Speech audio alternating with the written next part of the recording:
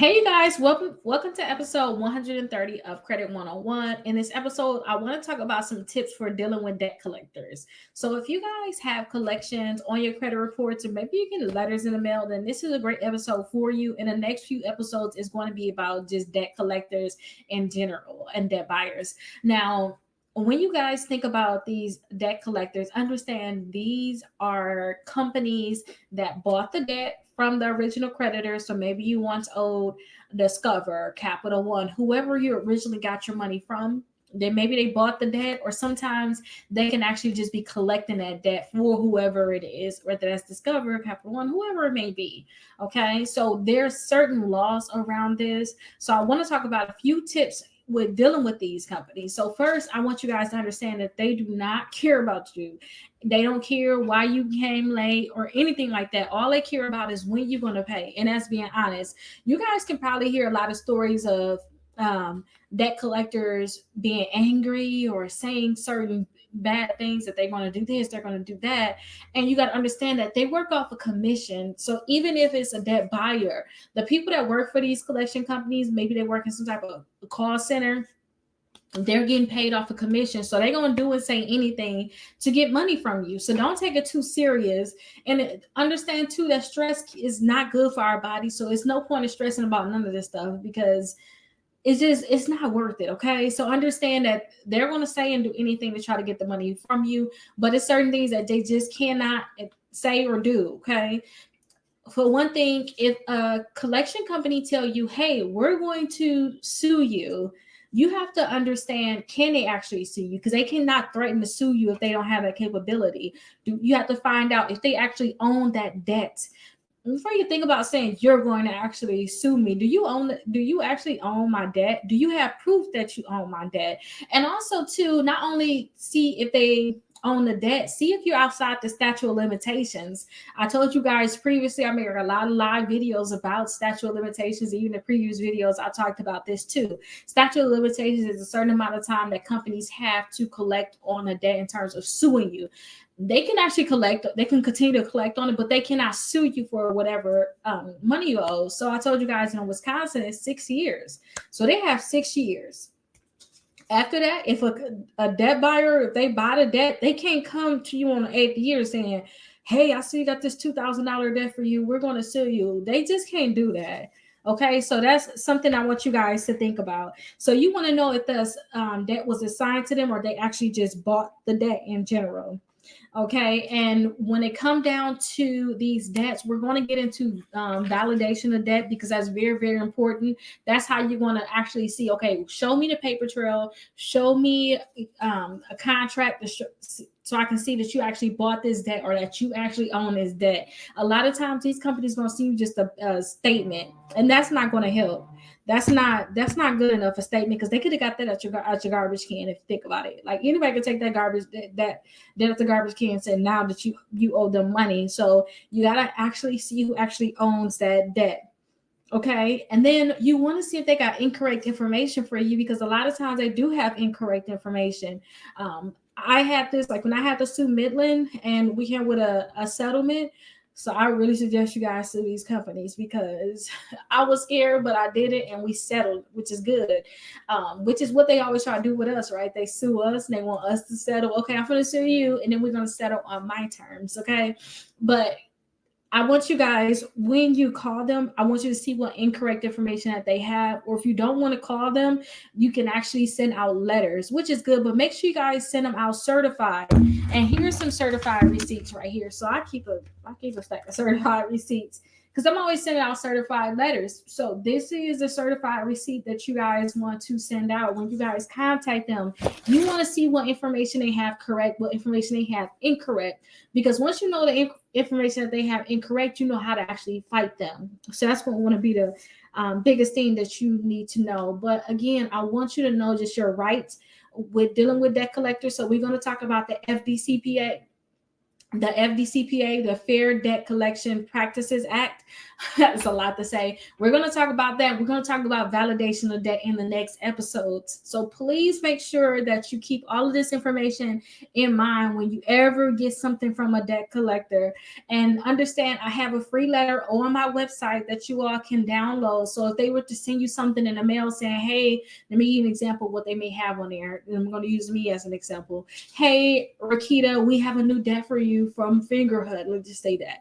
From Fingerhut for $1,000. We now own this debt and we are collecting this debt. We need you to pay this debt. We're going to give you 30 days to contact us and let us know about this debt. If we don't hear from you in 30 days, we're going to assume that the debt is yours and we'll put on your credit report. When you guys get that letter in the mail, or sometimes they'll even call you too. If they call you or mail you that letter, then I suggest that you guys send that validation of debt letter that's for free on my website. And it's like free dispute letters right at the top of my website. I suggest that you guys send that, because when you send that, they have to start sending you proof that they actually own the debt. They have to, and it has a few things on there that you say, hey, I want to see that you're bonded in my state, you're authorized to collect on, I want to see that you actually own this debt. It's a lot of stuff that you ask for technically in that letter, and it'll stop them from putting on your credit reports, and it also stops them from calling you. For those people that's like, I'm tired of them calling me, that letter will stop them from calling you. So please check out my website. And also you can schedule a call on my website. You'll see where it says schedule a call right at the top.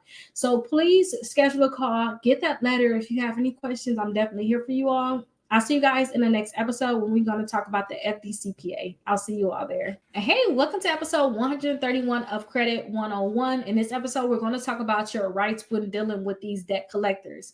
So in the last episode, I told you guys we were going to talk about the FDCPA for this episode, because if you guys just look up the FDCPA and look at the rights and things that the debt collectors can and cannot do, then you'll know we have so many different rights. We have certain rights and when they can actually call you. It's a certain time period where they can actually call you.